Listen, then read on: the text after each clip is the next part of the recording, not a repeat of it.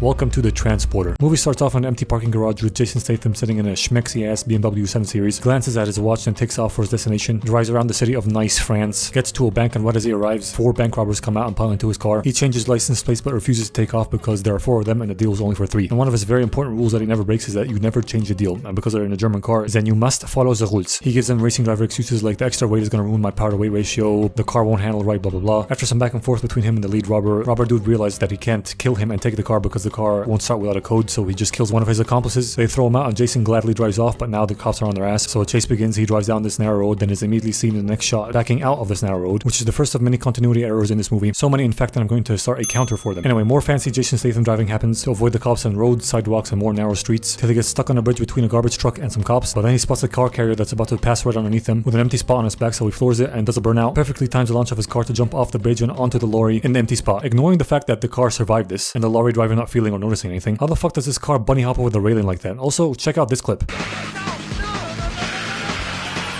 Was bro doing a burnout without touching the gas pedal? The fuck is this Bluetooth throttle cable bullshit? Whatever. Homie then borrows the robber's gun to shoot a lever that lowers the cars behind him onto the road, fucking with the cops, then gets off the car carrier himself and speeds off to a rail yard warehouse place of sorts, and times his escape from the cops perfectly with his train blocking their path from following him. No idea how this one cop slipped past the moving train though. He then drives the robbers over to the drop-off spot. They pay him extra because they want him to continue driving them over to Avignon, but he's like, nah, deal's a deal, and rule number 1 says that the deal never changes. Gives them back the difference and the grumpy bitches fuck off to continue their journey in the Citroën. He goes back to his beautiful house by the beach, cleans his car of evidence and changes his license plates out of rotation from his many license plates. Then Inspector Clouseau comes over investigating anyone with a BMW like his because of that recent bank robbery, but Jason avoids any suspicion by being smooth, calm, and collected. So the inspector leaves and Jason gets a call right after for another job, goes to meet the client and asks him about the size and weight of the package he's transporting, the drop-off location, tells the guy about his rules. Number 1, never change the deal. Number 2, no names. Number 3, never open the package. Then reviews the details of the deal with him. The drop-off location is at a place called 24 Rue de Luxembourg, which he says is 250 kilometers away. Only problem is it's not. The closest 24 Rue de Luxembourg to the French Riviera is almost 1,000 kilometers away. So unless he's first going to travel 750 kilometers closer to pick up the package, then that statement is incorrect. Actually, that still doesn't make any sense because if you're traveling that far to pick up the package, you're definitely going to factor it into your calculations, so it's just flat out wrong. Anyway, he goes to do the job. A sketchy bald man puts the package in his trunk and he drives off, enjoys the drive through France till he gets a flat tire, so he gets out to inspect the tire and opens the trunk to get out the spare, but sees the package moving, indicating that there's a human inside, which clearly does not sit right with him, but he pushes them out the way anyway and gets the spare, changes it out with another continuity error happening because he lifts the car up with the spare already on the car, then takes off the flat. Whatever though, he puts the flat tire back in the trunk, continues driving and gets to a gas station where he gets some schnackos and gets back to the car where we see another error because now we can see that the flat tire is magically fixed now because the old wheel style is back on. And before you say, oh well, he just fixed it at any tire shop like this one right here, and I will counter with, no bitch, because there's no fucking way in hell the dude is opening that trunk in public like that. I'm surprised he's even confident enough to even park and leave it out on its own next to people like that, because bitch could be in there screaming and squirming around, shaking the car or some shit. Anyway, he gets back on the road and parks in a quiet area, opens the trunk and breaks rule number 3. He opens the package and finds an Asian chick in there, so he cuts a slit in her mouth tape so he can slip in a straw so she can have some orang goose, then shoves her back in the bag, keeps driving and hears her trying to scream in the back and struggle and shit, so he stops again, goes to the back, opens the bag and is like, what the fuck do you want? I need to pee. No, you want your car to smell like urine? Fuck! Fine. He takes her out, unties her and puts a rope around her neck and gives her exactly 1 minute to go release the piss in some bushes. Then 60 seconds later he's surprised to find that she has escaped. Yeah, no shit, fuckhead. You put a loose rope around your prisoner's neck and leave their hands free, then of course they're gonna try and escape, you dipshit. In that situation you go watch her piss, privacy be damned. Also he goes looking for her and does eventually find her, but first he finds a tape that she took off her mouth and threw on the ground, and when he finds her he puts it back on her face and it actually sticks. There's no way that shit still has stickiness on it with it being found on a fucking forest floor with twigs and leaves in it. Also feel like that piece of tape is nowhere near substantial enough to actually stop anyone from using their mouth. Like she could totally just fucking yawn and free her mouth, especially now. Anyway, he ties her up again and gets her back to the car where he finds some bike cops inspecting his vehicle, so he throws a bitch at them, fights them and knocks them out and puts them in the trunk with her. Continues driving over to the drop-off location where he meets Joseph Vigo from the first John Wick by his mansion, hands over the package himself so no one sees the cops in the trunk, gets paid, doesn't count the money, goes to leave, but then Josie asks to recruit him for another job to deliver a different package, and Frank, Jason's character, is like, why not? Takes the briefcase and leaves. Why did he say no to the robbers in the beginning of the movie then? Is it because they phrased it as a continuation of the current job? And why didn't he count the money like he did with them as well? It just seems like very inconsistent movie logic, especially for Jason's character who is very anal and meticulous, but whatever. On the way back he stops again for some schnackos, thinking how he's gonna deal with the cops in the back when he decides to give him the same orange vine treatment, but on his way back to the car it blows up and he gets very angry because the package was obviously a bomb, and he's like, bomb bukla, and he goes back to the mansion full of anger, knocks down the front door and starts fighting people inside. They try to shoot him up, but he uses this fucking apparently bulletproof door to protect himself, then does lots of cool fighting and gun stuff himself while asking them where Joseph is, but he left and they won't tell him where he went, so he just keeps killing them and fighting them, fights off these axe dudes with wall lamp furniture shit, and leaves this one dude alive for some reason, goes to the garage, finds an unlocked Merc, so he hotwires it and steals it, driving through not one but 2 gates with the car coming out seemingly unscathed, but in following shot has some front end damage, which is another continuity error. Whatever though. He drives away and finds that Asian Ho is with him in the car, because while he was fighting the people, the guard that was watching her went to help, and she took that opportunity to sneak away and wriggled her way into this Merc. He ended up stealing it, and now he's super angry that she's in it, so he stops the car, throws her out in the middle of the road, and leaves, but his kind bald heart won't allow him to leave her like that, so he goes back to get her, shoves her in his trunk, and drives back to his bomb-ass mini castle house, drags her in, makes her some instant noodles, takes the tape off, and allows her to speak. That tape, by the way, is the biggest continuity error offender in this whole movie, because it changes from having a slit in it to not having a slit in it like 4 fucking times, so I'm gonna add a point for every time it changed. Anyway, she speaks and tells him that her name is Lai, and he got himself involved with some really bad folks, so he shuts her up and goes off to bed saying that he wants to think about this clearly tomorrow, and she can leave or stay, he doesn't really care anymore. She opts to stay though and snoops around his house looking at his shit and into this box, seeing a bunch of pictures of him being in the army, being like a pilot dude or some shit, meaning that he's a super skilled ex-military guy, puts the box back in the wrong spot like a dumbass, then goes to sleep. Meanwhile, Joseph went to meet one of his goons that was left alive by Frank when he did his solo raid on the mansion, asked him who did this, he says the transport did it, then he asked him if he talked to the cops at all, he says he didn't, but Joseph kills him anyway and then takes his fucking heart monitor and clips it onto this other guy that's alive next to him. Pretty sure there's more shit hooked up to him that monitors his vitals, but I'm not a doctor so I don't really know. In the morning when Frank wakes up, he wakes up to the Asian bitch having made some madeleines for him. He's thankful for that, but he tells her to shut the fuck up because he likes his mornings quiet, and she seems to be another one of those bitches that majored in Yaponomics. She goes to get milk from the door and sees that Inspector Baloney's at it. She claims to be Jason's new cook slash booty call. He comes in to have some coffee with Jason and shows him his burnt up license plate, asking him where his car is. He tells him that he doesn't know, it got stolen yesterday. Then Lai chimes in saying that she found him and drove him home and stayed over for the night. So like the good inspector he is, he asks, so where's the car? Frank responds with, it's in the garage. So they gotta take a look at it, and like a bad detective, he does not take a thorough look and only looks at it from the back, not from the front, therefore not seeing the front damage. And before he leaves, he tells Frank that he knows about his clients and his ex-military history and shit, and he's been appreciative so far that he's been keeping his work quiet, but now it's kind of too loud, and all these bullshit stories he's telling ain't wiping no shit stains off no walls, you know what I'm saying, dog? So he better come up with a better story when he comes down to give an official statement at the police station. French then leaves and Frank tells Lai to shut up again, then he's like, wait, it's too quiet now because the bugs and shit stop making bug noises, and he hears a rocket whistle by and blow up the lighthouse part of his house. This house has a fucking lighthouse, god damn, this place is awesome. Anyway, they took cover and barely survived that thing falling down. Then the bad guys tear through the house with armor-piercing rounds, but miraculously miss the 2 occupants, then hit him with another guided missile. So Frank takes them both down to the basement before it hits, where he has access to an underground tunnel that leads out into the sea. This place is fucking sick! And while the bad guys hit him with a 3rd rocket, they jump down into that hole, and Frank pulls out secret scuba diving gear that he had hid under there for cases like this, I guess. And they go cave diving out into the sea to another house that has its own indoors dock. He disables the alarm and opens the door, keeps talking to himself like, you had to open the fucking package, didn't you, Frank? You had to fucking be nice, right? You should just listen to your rules and not. He keeps going on like that while they both take off their wet clothes, and she decides to make it up for him with some Ming Dynasty pussy. Fun fact, did you know that Asian women have smaller vaginas because Asian men have smaller penises, so they both evolved to accommodate each other's sizes? Same thing with black people. Black women have fucking Grand Canyon coochies because black dudes have Motumbo anaconda cocks.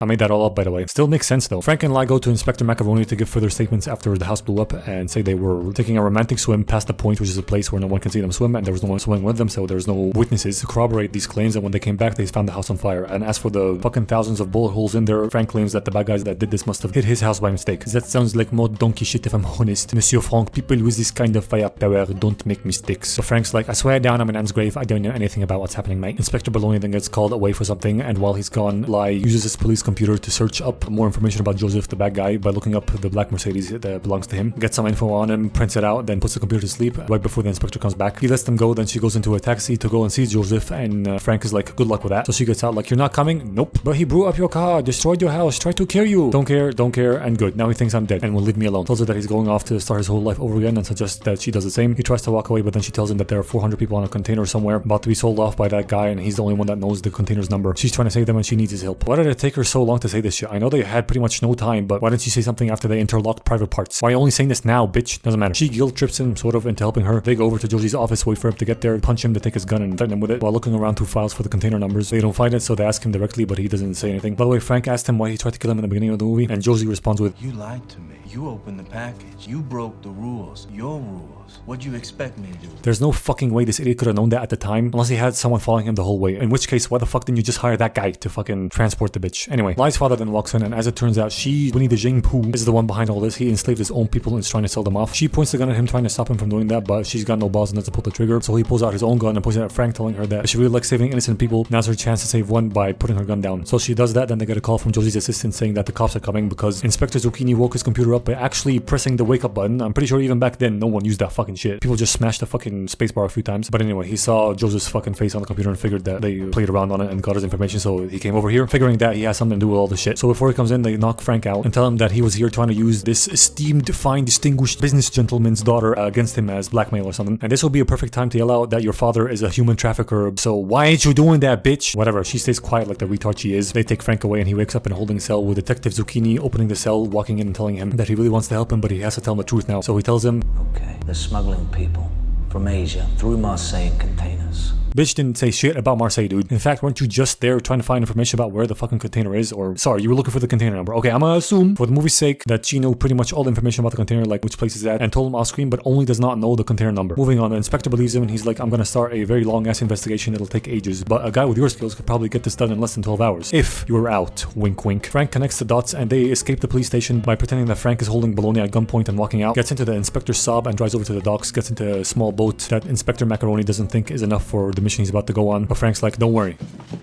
It's a good boat. Then he goes over to the dock where he knows the container is, arrives there at night, sneaks in and starts using a stethoscope to listen in on every container to see which one has signs of life inside. A stethoscope that disappears between shots, by the way. Yet another point on the board. He sees Lai in an office. She's up there drinking tea, insulting her father and telling him that she hates him. So he slaps her, knocking the tea out of her hand, having the cup magically teleport from in front of the tea bag to behind the tea bag between shots. Yet another point. They load a couple containers on some trucks and start moving out when Frank starts taking shots at some of their guys, starting a mostly shirtless Jason Statham action sequence that pretty much goes to the end of the movie that I'm going to try and gloss over as fast as possible. Josie goes to fight him in hand-to-hand combat and beats him up a little bit and tells his men to keep him alive, which, like, why? Literally useless, just kill him. Anyway, he leaves, Jason fights some more dudes, then climbs some shit, jumps on one of the lorries, the driver sees him, so he tries to get him off by smashing into some signage, which forces him to jump off this bridge onto a moving bus that goes to park up for the night in the bus parking place. He gets off and fights some more bad guys, uses his shirt as weapon, does some more cool moves, fights them inside buses, outside buses, then 1v1's the big bald dude in the, like, mechanic's yard or whatever, I don't know what it's called, until some more bad guys come, so he knocks down containers of bad engine oil to make it harder for them to fight him, then covers himself in oil to give himself more of a slippery advantage, like, I'm a slippery boy, super slippery boy, can't touch this, I'm a slippery boy. Slides around fighting them like a slimy little bitch, then finds a bike, snaps off the clip-on pedals that it has, puts them on and uses them for more traction and more of an advantage in the fight, does a lot of bicycle kicks and shit when the bad guys finally had enough and decide to disregard the keep him alive order and get some guns out to shoot him, so he slides over to the big bald dude going like, slippery man, escape, and uses him as a human body shield. They both fall out of a fucking window into the water, the bad guys dump some oil out and light it on fire, he swims away to safety, then goes back to take some shit from dead / knocked out bad guys, and I'm again gonna assume that he found some shit on them that leads him to where the lorries are going or what route they're taking, because that's the only way that this next part makes sense. He gets himself a Renault 5. Fun fact, that shit was sold in America under the name Le Car. I promise that one I'm not making up. Anyway, he uses Franche country roads as shortcuts to try and catch up to the containers, driving the Renault 5 at top speed all the way as long as it can, but at the end of the day it's a French piece of shit, so it breaks down eventually. And although the highway is only 1 kilometer away, he sees a plane crop dusting overhead and decides to run after it. It eventually lands and he catches up to the pilot who's pumping gas for it, forces him to take him up in the plane over the highway. You know, maybe Frank has experience with planes or whatever, and he could tell from the lines or flight path the dude was taking that he was gonna land soon and where he was gonna land. But still, dude ran down a fucking plane, dog. What the fuck? I can't be the only one that thinks that's insane. Anyway, they fly over the highway, find the trucks, and he gives the pilot the contact information for the inspector and tells him to call him and tell him to meet him down there, and jumps out. And although the pilot has literally zero obligation to do so after the guy jumps out, he still does that. Frank opens his chute and lands on one of the containers, and so much bullshit starts happening here, like this car getting T-boned and instantly exploding without a millisecond of delay. And actually slowing the footage down, we can see that it started exploding way before any contact was made at all. This door was super weak hinges, Frank getting knocked out of the front of the truck by Giuseppe and somehow surviving by clinging onto the underneath of it, his incredible aim with his tire iron, and the highway continually switching between shots of the highway somewhat busy and completely empty. I didn't exactly count how many times this happened, so I'm just gonna add 3 points on the fucking board. Anyway, none of that matters though, because he eventually chokes Joseph to death and takes control of the lorry, takes it off the highway and parks it by a lake or sea, I don't know. But then Chinaman shows up and holds a gun to his head, tells his driver to take his daughter away and shoot her if she tries to talk, run, or do something stupid. He gets Frank out of the truck and tells him to the water. Then right after is seen leading him up a cliff. If you want to lead him up there, then shoot him and have his corpse fall into the water, then don't say to the water, say up the cliff, because the water was literally like 5 fucking steps away, you stupid sweatshop pig. Anyway, at the top they have some good guy, bad guy back and forth, then hear Lai scream and a gun go off. They both are stunned for a second, then another shot goes off, but it's not from Chinaman, but from Chinawoman, because Lai shot the driver, came over and shot her father to save Frank from getting killed. She's kind of bummed about it, but whatever. The cops arrive and they go free the enslaved Asians from the container. So did that other truck have a decoy container on it, or what? Doesn't matter. This movie gets 17 minges out of 85 million eyelashes.